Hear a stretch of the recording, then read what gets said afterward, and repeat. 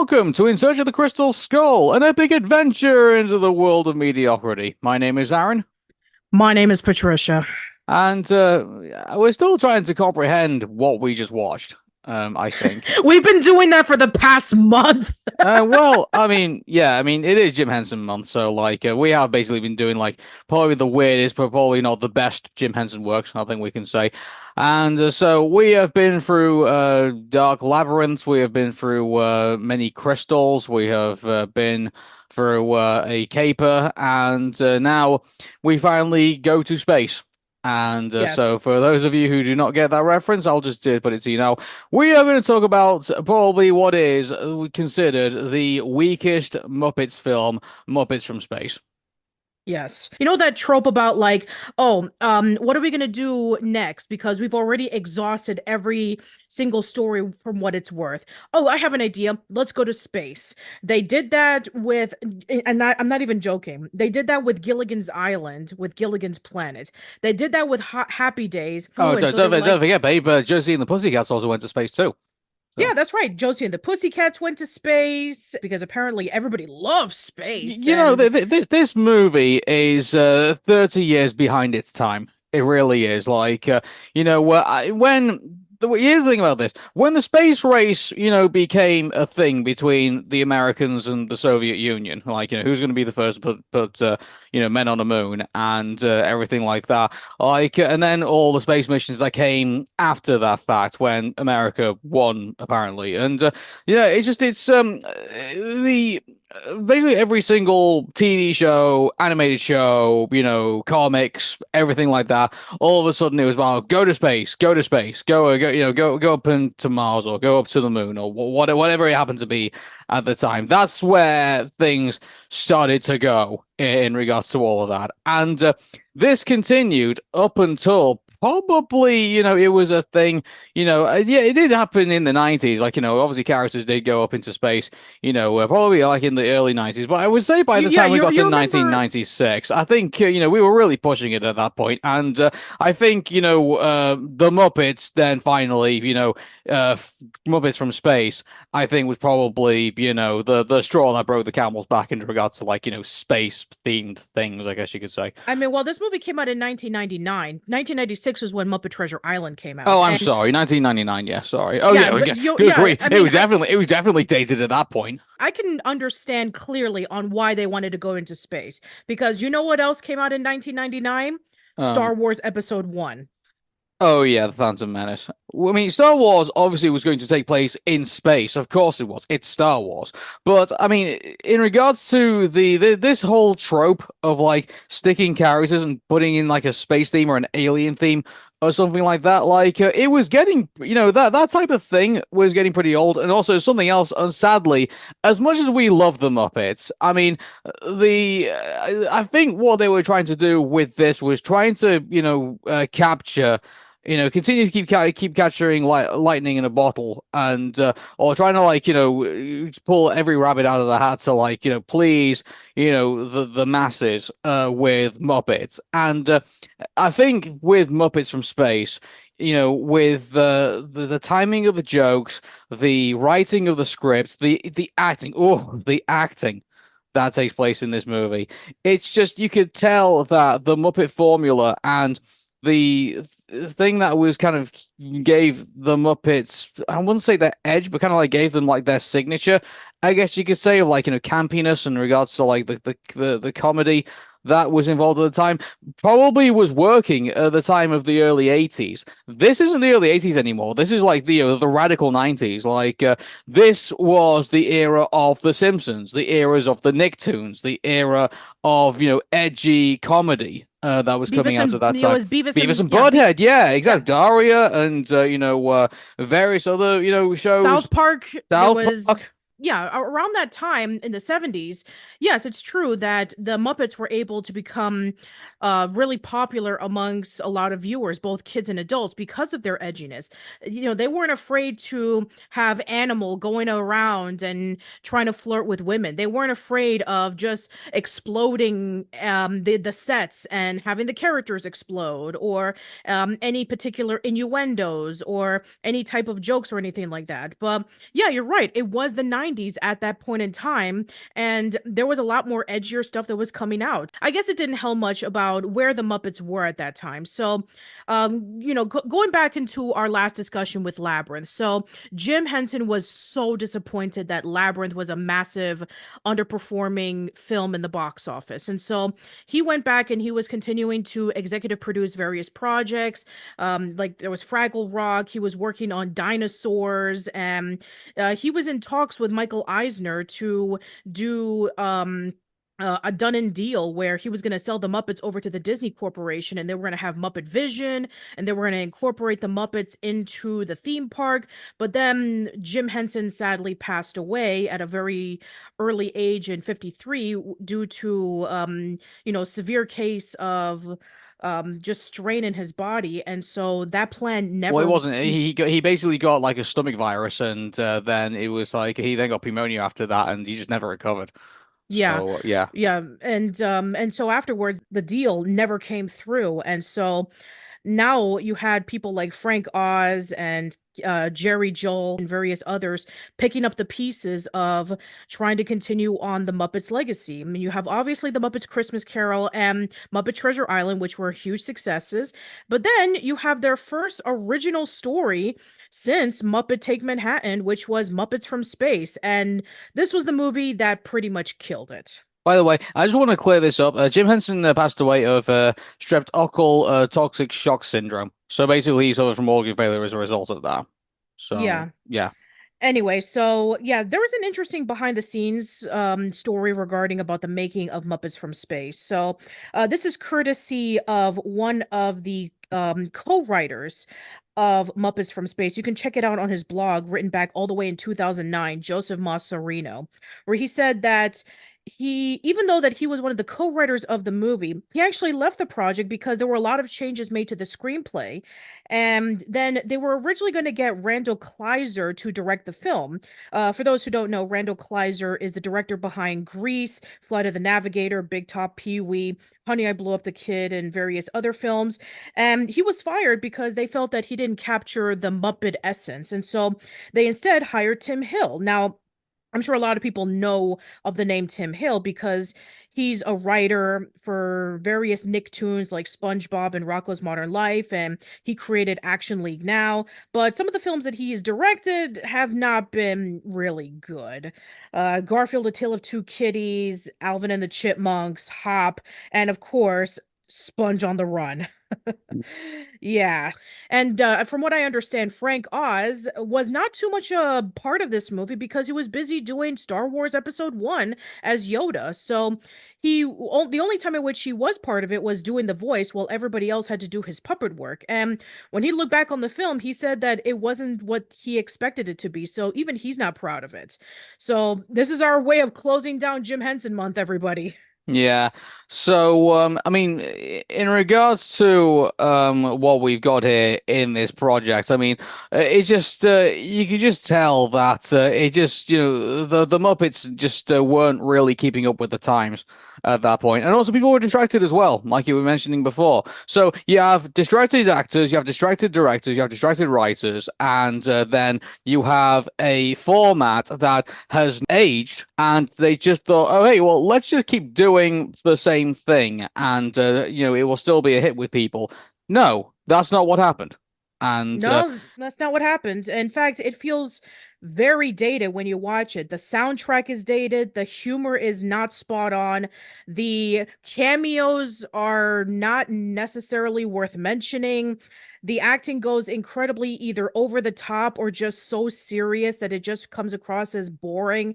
Yeah, there's so many issues with this movie. I don't even know where to start. I mean, like, did you get the feeling that a lot of like what was going on felt more like, they knew that this might be like the last Muppet related thing for a while, and they were just basically gonna like try and do it as more of like a swan song. So, like, we've had. Kermit's story. We've sort of had like Fozzie Bear's story in a way, and now we finally got, the third, main character, I guess you could say, in the Muppet series, Gonzo, and now he's getting his story and getting his like,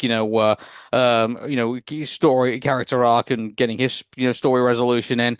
So it does. The one thing I will say about it is that it does, looking back at it, feel very final.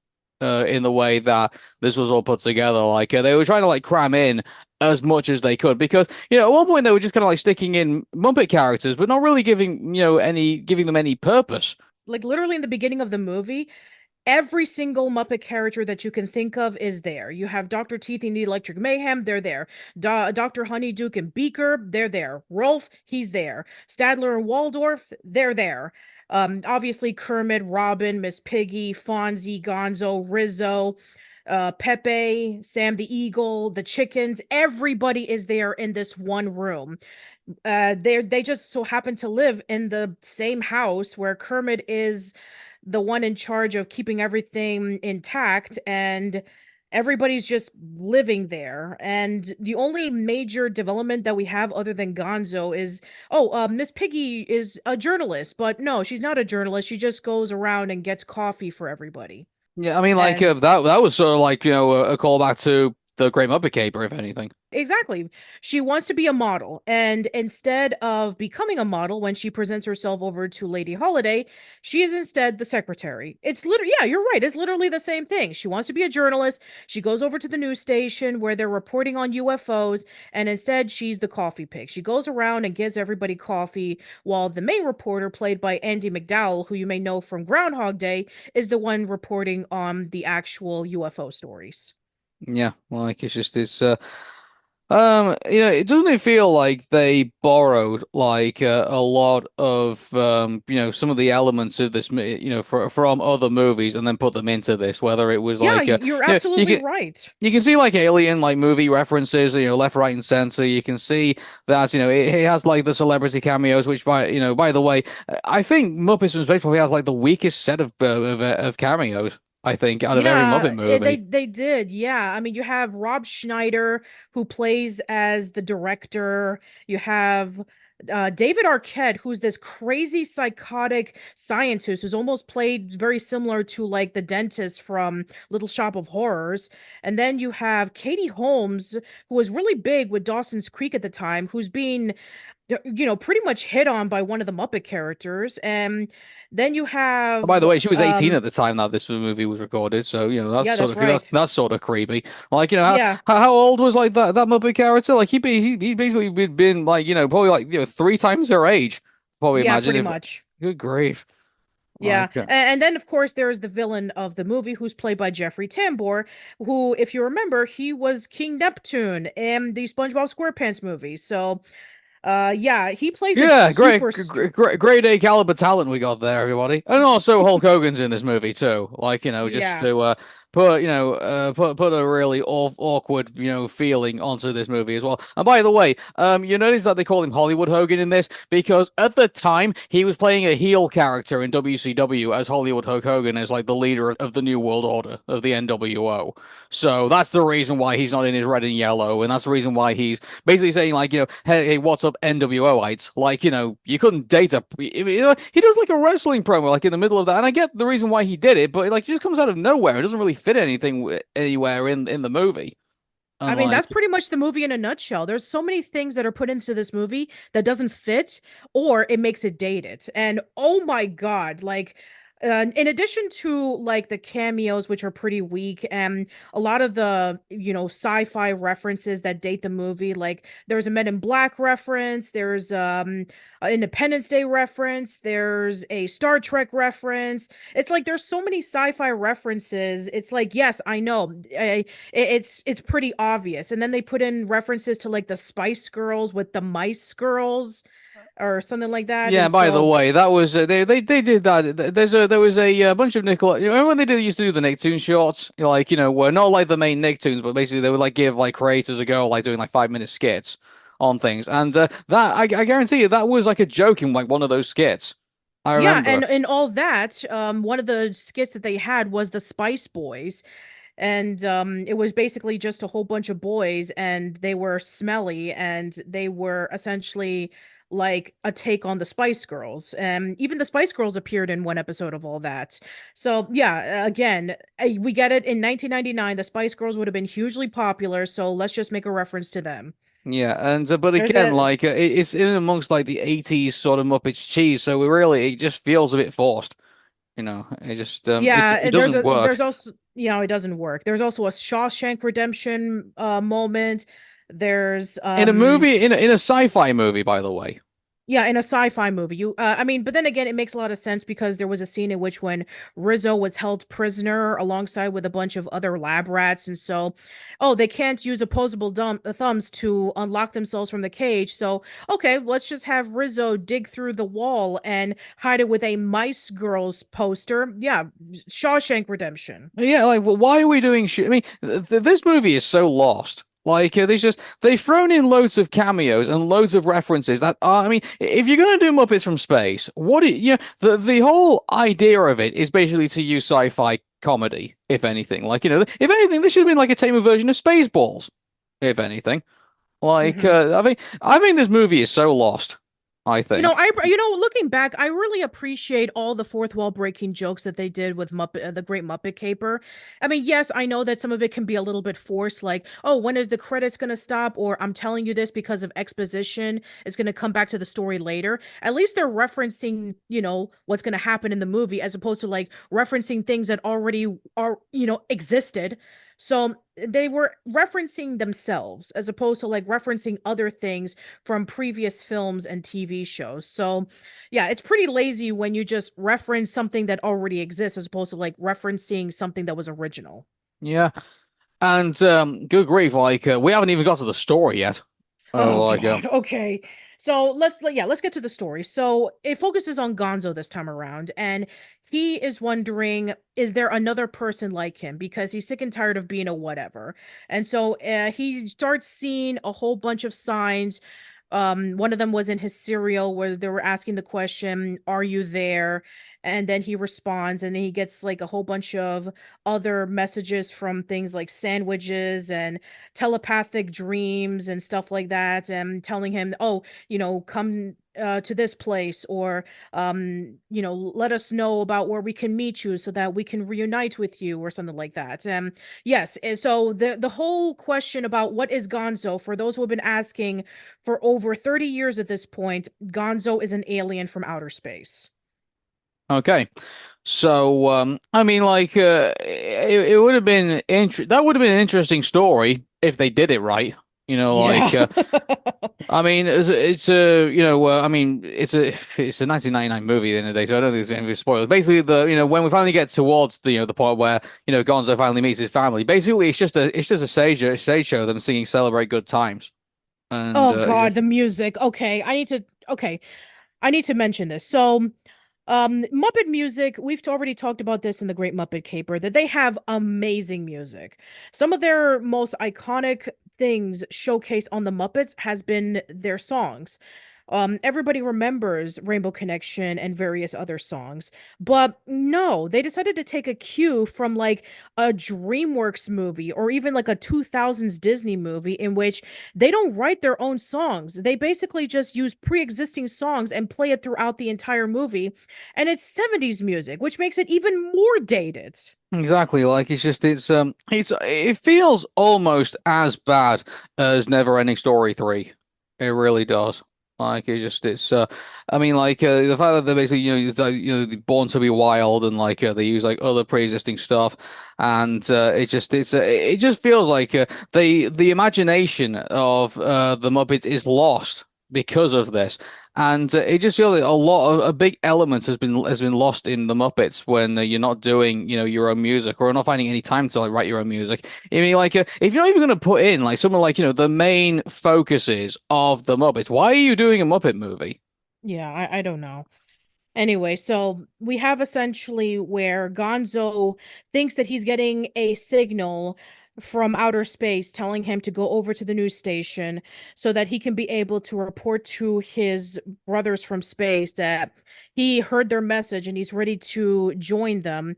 But then we have on the television set that Ed, who is the main guy behind COVNET, which is basically like this government agency who are doing a lot of investigation on Earth, and And by he the way, claims that their headquarters looks like the Power Rangers headquarters from like Mighty Morphin Power Rangers.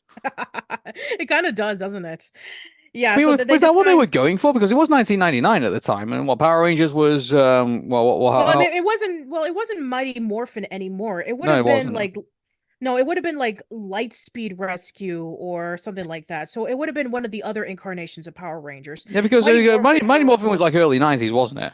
Uh, it was early 90s, yes. yeah, and yeah, I mean, I guess they were trying to reference that. I guess I don't know, but Maybe I mean, you know what? There's so many references in this movie for other movies and TV shows. I wouldn't be surprised.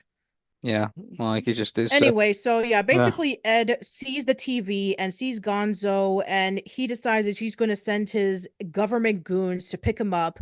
And in reality, they just want to probe his brain so that they can be able to find out where the aliens are, because he's getting in trouble by his superior because he doesn't show like concrete proof that aliens exist. And if he doesn't, then he'll have a chance of getting fired from his job as the ambassador of Earth. So yeah, that's that whole cliche.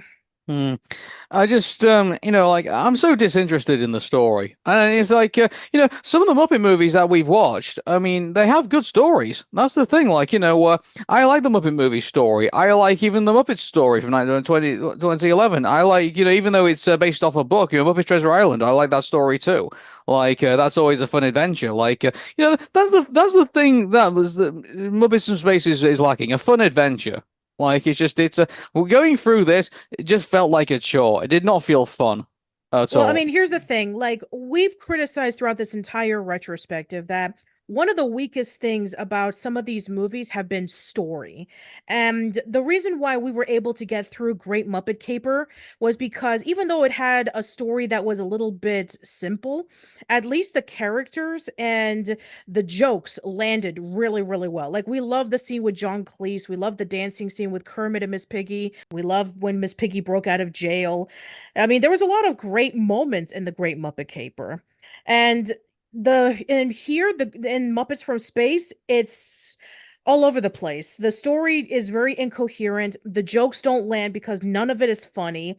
The characters just feel pretty one note and devoid of purpose, other than, oh, we need to find Gonzo. He's one of us. We need to find him. We need to be able to make sure that he understands that we're friends, and that he's not alone and all that kind of stuff. So yeah, there's really no personality trait other than just Gonzo and maybe Miss Piggy, who, by the way, is pretty manipulative, where she feels like she deserves to be the journalist even though that she didn't really earn it, where she decides, okay, I want to sign up for this journalism position, and no, I have to go on and get coffee for everybody. And then, oh, here at the last minute, she's not able, the main reporter's not able to make it because, she is stuck on a plane and she's not able to get there in time. Okay, well, maybe this will be an opportunity to prove herself. And she doesn't really do a good job, actually. She gets nervous on recording live, and she tries to interview Gonzo, but he becomes a little bit incoherent. And then finally, when the main reporter comes back, she decides to punch her out and then hypnotize her, saying that she actually does have the job and that she should go get the coffee. That must really suck for a journalist who has worked so hard in an ever competing field where you need to stand out amongst the crowd so that you can be able to get a news reporting job, and then somebody just comes along and takes it away from you. That's a great role model. Yeah, it's I guess what I say is like, is there anything in Muppets from Space that, story wise that we could point out and say, yeah, we definitely enjoyed following this character, or we definitely enjoyed following this story, or we definitely enjoyed. I mean, the one little thing I think I could say to that question would be Gonzo's, flight, I guess you could say, is somewhat relatable. I mean, like there are quite a few people out there who feel like they are alone in the world and feel like they don't belong at all. And so I guess you could say maybe with that there is a little bit of sympathy you could probably get from that. I guess, from Sure, Gonzo. absolutely. I mean, especially if you feel like you're, the only person in your friend group or in your family who is a little bit unique compared to everybody else. Like, okay, you're the redheaded child amongst a family who is all brown hair, or you are the overweight one while everybody else is like really pretty with nice bodies and are muscular and all that kind of stuff, or you're the awkward, scrawny nerd in a family who are, bodybuilders, or you're not very smart in a family filled with geniuses, or something like that. Or even if you want to go even more to the in depth, how about you're an orphan and you don't know anything about your birth family, and you were raised by people that you do love them, but you want to know about your backstory, like who you were before you were raised by people who took you in. It's like, yeah, I'm sure that a story can be able to be really, really touching for those who are going through that. And I can tell you one thing. I know a story that came out 1 year after Muppets from Space that was able to do that, and that's the Tigger movie. I always say the Tigger movie probably did it better than Muppets was based it. It did it way better because it's the same plot synopsis where the story, you know about Tigger, where he always sings about like the wonderful thing about Tiggers is that he's the only one. And then he realizes, oh wait, I'm the only Tigger. And so he tries to look for his family. And then you have Rue and everybody in the 100 Acre Wood saying, let's see if we can find Tigger's family. They don't find his family, and so they decide to dress up as Tigger's family. And then when Tigger realizes that that's not his family, he gets really, really sad. But then he learns the important lesson that, hey, these people around me are my family, so I should really appreciate them. So yeah, they were able to pull that story better off in a Winnie the Pooh movie of all things.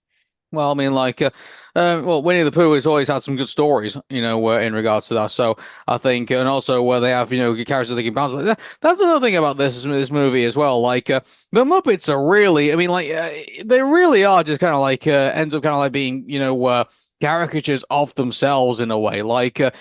Kermit does his things that he does as Kermit. You have Fozzie. Fozzie's isn't it doesn't really have all that memorable moments in this movie, except for the moment when the vanishing spray stops working. All you can just see is his hands, and the one thing I do notice is that, a lot of the characters, do the things that you expect the Muppets characters to do, but they don't really get any more inventive than that.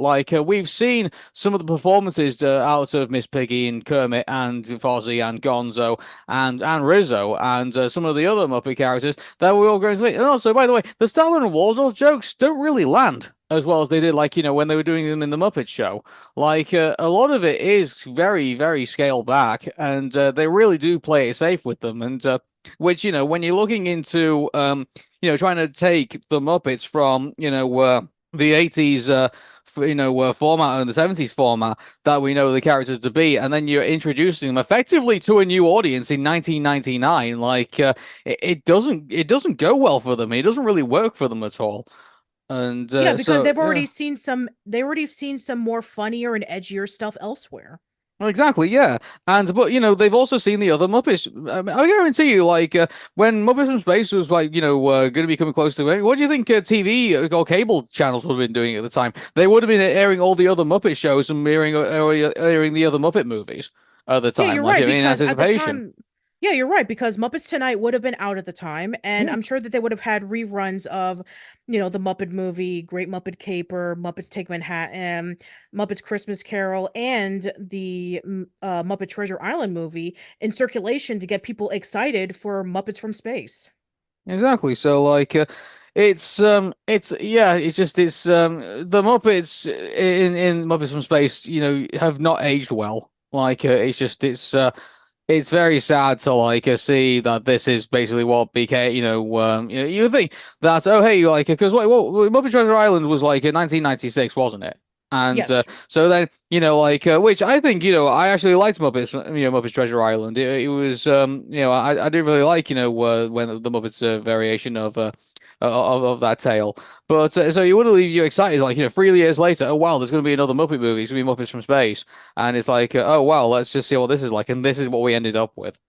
And Like, also, it's the first original Muppet story in over a decade because Muppets Take Manhattan would have been like 1987 or 88. So, all the other ones after Jim Henson's death would have been adaptations based off of classic books. You have, Charles Dickens' A Christmas Carol and Robert Louis Stevenson's Treasure Island. So, the fact that they were going to be seeing an original Muppet movie that has an original story, not based off of a classic story, I'm sure a lot of people got even more excited. And this was the boom of sci-fi films. Star Wars Episode 1 came out the same year. Then you also had other sci-fi movies that were coming out. Like there was Independence Day, there was Men in Black, there was various other films that were coming out that were following in that sci-fi trend. So, yeah, I'm sure that people were interested to see what the Muppets would do in outer space. I mean, there's this whole segment on the Muppets show called Pigs from Space, which was one of the more memorable segments. And so people were thinking, oh, is it going to be basically that? But no, not necessarily. hmm But mind you, I mean, I guess you could say that, Muppets from Space probably wasn't like the worst, Muppet-based movie, I should say, because obviously Elmo and Grouchland also were released the same year as well. So, Well, I mean, that's Sesame Street, so that's a different story. And it, also, oh, and I do go ahead. apologize. That got released in in the UK, that got released in 2000, but I mean, did it release in 1999 It did in the US? in America, yes, it did in America, yes, and that was the reason why Kevin Clash couldn't be in this movie was because he was doing Elmo and Grouchland. hmm Yeah, So. so to be fair, this was when Elmo was really, really popular. This was when Elmo pretty much took over Big Bird's spot as like the most popular Muppet in Sesame Street. Tickle Me Elmo toys were huge. Then there was the Elmo's World segments. Like Elmo was practically everywhere in the 90s. So it made a lot of sense why they would give him his own movie at that point in time. But that's a Sesame Street movie. It doesn't count with the Muppets, so I'm not going to count it. Yeah, I'm just looking at like some of the other movies that got released in 1999, and let me tell you something. I mean, I can sort of understand why Muppets from Space sort of kind of struggled in this because this was the same year that Fight Club, American Pie, The Matrix, The Sixth Sense, Eyes Wide Shut, American Beauty, The Mummy, and Things I Hate About You and The Green Mile were all released in that same year. Also, Deep Blue Sea, Wow. also Notting Hill were also released in that year. Also, The Phantom Menace as well, as you said previously. Yeah, I mean, also Big Daddy was also released in that, and I remember Adam Sandler being huge at that time as well. Yeah. And also, good grief, Austin Powers, The Spy Who Shagged Me also got released on that year. And the Blair Witch Project got released on that year. And oh boy, Toy Story 2 also got released on that year too. Yeah. Oh, gee, I wonder why Muppets from Space never competed. There was also Iron Giant. Tarzan was released that same year. So yeah, I can see why this movie kind of just like fell on the wayside because I mean, let's take a look at some of those movies that were huge. I mean, obviously, Star Wars Episode 1, The Phantom Menace. I know people look at it in vitriolic hate nowadays, but at the time, it was really anticipated. Like everybody was looking forward to that movie. I even heard a story once that Joe Black, which was that Brad Pitt movie, that the only reason why the ticket sales for that were pretty decent was because there was supposed to be a new trailer for Star Wars Episode 1 that was going to be released exclusively for that film. And then as soon as they saw the trailer, they all left. And remember, this is before the internet, so they couldn't just watch it online. So the only way you can be able to watch a trailer that of a movie you're looking forward to, you had to be in the theaters or you had to wait for it on TV. And yeah, I mean, and also, I mean, you mentioned The Matrix. I mean, we talked about The Matrix Reloaded in Crystal Skull when we did Keanu Reeves month. And The Matrix was probably one of the most groundbreaking, most influential sci-fi films of its time.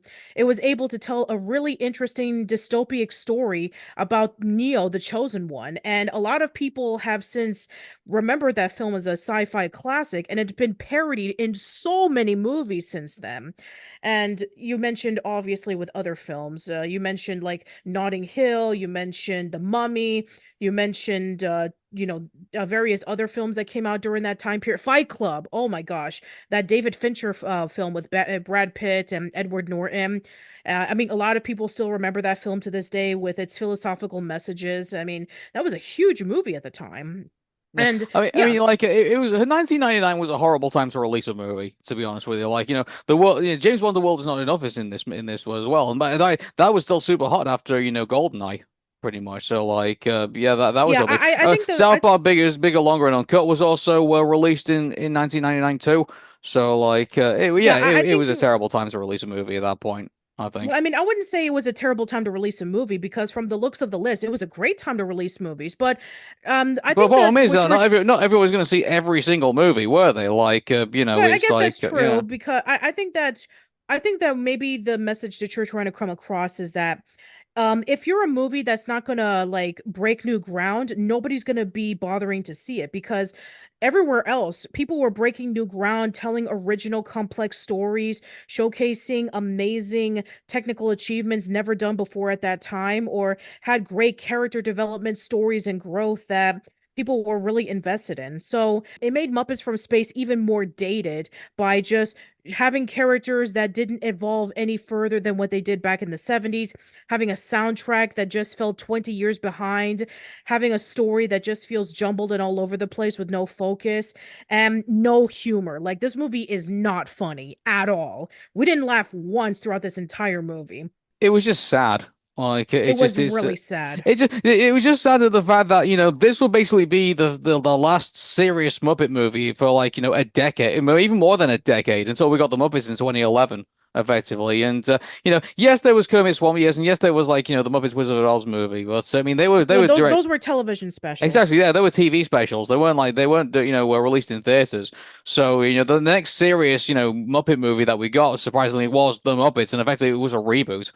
And Yeah, I exactly. badly So needed one of that. and this was also the last Muppet movie that was released before Disney bought out the Muppets. And I know a lot of people are still upset about it because, oh, Disney ruined the Muppets and they didn't make them as good as they used to be when Jim was around. But I mean, let's be honest, it's sad to say that Disney has tried multiple times to bring the Muppets back, but unfortunately, it hasn't lived up to snuff. I mean, you remember the Muppets TV series? You remember when they tried to bring back the Muppets in a serious sitcom? And then there was also Electric Mayhem that only lasted for like one season on Disney Plus. Like they have tried to bring back the Muppets several times. And there's also like the Muppet Babies preschool series as well. So yeah, they have brought Disney has done a pretty decent job bringing back the Muppets. I just think that the modern audience is just not within the is not really interested in the Muppets as much as people who grew up with them in the 70s and 80s are used to. Well, I don't think it's that they're not interested in the Muppets. I just think that they're not really giving them much to do. Like, it's if anything, it's just like, oh, hey, here's the Muppets and these crazy shenanigans, and here's a couple of, sort of like lesser celebrities that are also kind of like put in. Like, I mean, here's the thing about this. Could you imagine if they released a Muppets project? Like, could you imagine, I could probably imagine, like, some of the more fun celebrities being involved in. In fact, Jack Black was actually involved in, like, the Muppet movie 2011. Like that sort of caliber celebrity effectively would be used in that. But besides that, you couldn't really see like any like the more serious actors ever taking this is the thing. The Muppets, I think, maybe have probably peaked at at that point where maybe a lot of like comedic celebrities will get involved with the Muppets project, or like anyone who's effectively desperate enough to basically to land a cameo role, to do that, like we basically do it. Like I can see Alf making a Disney cameo. I really could. Like sorry, a Muppets cameo. Like it's sort of kind of like that. Like there's no it's kind of hard to put into words basically what I mean. Like it's like you can't see another a Muppet movie effectively winning an Oscar at this point, can you? I mean, well, they did. They won for original song for Man or Muppet in the 2011 version. Well, they did for the 2011 version, yeah, but I mean, like now, like I mean, where the Muppets are at the minute, like I mean, what's the next big Muppet adventure? What's the next big Muppet movie that's going to come out, like in the 2020s? And like, I Well, there mean, hasn't been any announcements since then. I mean, exactly, yeah, and that might, maybe we are starting to getting to the point where it's like, well, the Muppets have peaked and they can't really get any bigger than that. Like unless they do something really phenomenal with it, or they change the direction of the Muppets, they go into a completely new direction, effectively. But I don't know, like until that happens, I mean, it looks pretty sad for like for the Jim Henson Productions at the moment in regards to this. I mean, Yeah. like, let's be honest, like, their big thing right now is Sesame Street. Like, Well, I mean, as of the making of this podcast, I mean, I guess we need to mention about the Jim Henson Corporation, what's going on at the moment. So, do you remember that studio lot that they've had for over 20 years?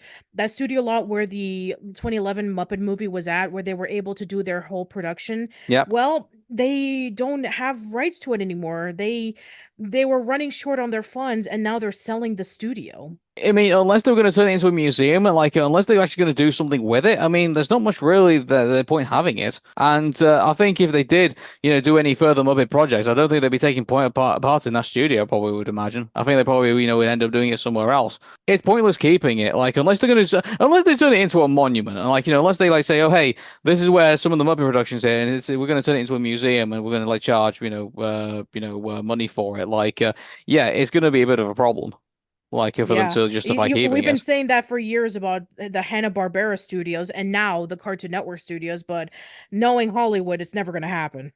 Exactly, yeah. So, Yeah, so I mean, right now, the only thing that the Jim Henson Productions has at the moment, I mean, we know that they've been trying so hard to do all the other puppet productions, like Earth to Ned, which was that Paul Rugg, creative project where he played as this talk show host and this radio announcer, and that only lasted one season. And then there was the Dark Crystal prequel that was coming out that had a lot of production and a lot of the people who formerly worked on Dark Crystal, as well as various people who were really passionate about that film, who grew up with it. They were doing a story that kind of like was the origin stories of the Gelflings and the Skeksis and the Mystics. Well, that only lasted one season. And then, of course, there's, the Electric Mayhem, which was supposed to be going more in depth with Dr. Teeth and Janice and various other members of the band. And again, only lasted one season. So, yeah, they've tried many times to do these amazing projects involving with the Muppet characters, but they haven't really caught on. And a lot of people are wondering if we would ever see another Muppets project ever again. mm. So, as you can probably imagine, We Think Muppets Space is not a very good movie. I mean, that was a pair. I mean, to be quite honest, that was apparent from the very beginning. Yeah, so I think maybe we should probably start scoring this now. I think at this All right, point, then. yeah. Sure. So, the story isn't great. The music is, just it just isn't the Muppets. The cameos that are in it are not that great. The characters that are in it, were basically just kind of caricatures of like, what were once before, and they have done nothing whatsoever to effectively move, the Muppets towards the next millennium because that's what 1999 effectively was. It was moving everybody into, a new era of cinema, which obviously, they didn't do with this project. So sadly for me, it falls way below standard. It's probably a 4 out of 10 for me. Oh, wow. So you're giving it a tie for the lowest score that you ever gave in Crystal Skull, alongside with Sponge on the Run. I mean, has it? I mean, with that SpongeBob movie as well, and with that, I mean, did it move anything forward? No, it No, didn't. it didn't. It was promoting the Camp Coral TV series. Yeah, so I think 4 out of 10. I think is fair. Yeah. Yeah, I do agree. 4 out of 10. I think this is tied alongside with Sponge on the Run as like the worst thing that we've seen in Crystal Skull. Everything about this movie is terrible, especially compared to all the other Muppet projects that we've seen. The story is meandering all over the place, not enough focus. The humor is not funny at all. The characters are pretty one note. The soundtrack is so dated, it's not even funny. I mean, everything that you love about the Muppets is not here in this movie. I'm sorry to say this, but this is definitely one of, if not the lowest point in Muppets history. It clearly showed that around 1999, when everybody was moving forward and the Muppets were stagnant and not keeping up with the times, they desperately needed to have a major boost in modern amenities. So yeah, I'm sorry. I kind of agreed with what even Roger Ebert said, that if the Muppets were ever to make a comeback, he hoped that it did. But at this point in time, when he after he finished watching the movie, he didn't care about them anymore. And so I think that was pretty much the consensus for a lot of people. After they saw this movie, they didn't care about the Muppets anymore, and they pretty much lost relevancy even after they were bought off by Disney and they did all those TV specials. Nobody cared about them anymore until the 2011 version. So, yeah, unfortunately, everything that was great about the Muppets was a long time ago when you watch this movie. It's pretty sad. It's like that friend that you knew in high school that was so cool and that always seemed to have a lot of charm, and then you grew up and you were able to meet up with other people, you experienced different things in your life, and that same guy that you met up with many years later on a high school reunion is pretty much acting the exact same way, and you are now feeling awkward because you have nothing more to say other than that. He's acting the same, but you've far moved on. 4 out of 10, do not recommend. Yeah. By the way, according to IMDb, Muppets from Space is like the second worst Muppets movie. What's the first? The Muppets Wizard of Oz. Well, that's a TV movie, so sure. Okay. Okay. All right then. Well, that does it for our Jim Henson month for In Search of the Crystal Skull. So, thank you very much for checking out this very interesting series into what effectively is. I mean, here's the thing about this though. Like, I know it's pretty sad that we're doing this like on the time when Jim Henson's documentary came out. And the one thing I would definitely say is that you should definitely watch the documentary because you can see that the passion, for Jim Henson to do, something very creative and very outstanding, and something that no one has ever seen before. Like you can definitely see that the passion and is definitely there for Jim, but sadly, it does kind of come up across as a bit like a rebel without a cause, effectively. Like it would have been interesting to see if, the thing is that Jim Henson was seen as such a creative genius and was seen as such that I mean, he effectively stood on his own, on his basically own production, team, and it would have been interesting if he probably was, incorporated maybe into a world where, he had story writers and he had more creative minds around him, effectively to say maybe we should probably like, concentrate a bit more on this angle of this story, or maybe we probably should have done something a bit differently. It would have been interesting, what would have been if Jim Henson had probably a stronger team around him, and that's not knocking everybody who were the Muppeteers, and that's knocking everybody who was in Jim Henson Productions. They all were very special too, but it just makes me wonder. Like I look at like some of these other projects that Jim Henson tried to bring to life, and it kind of makes me. I do kind of go what if.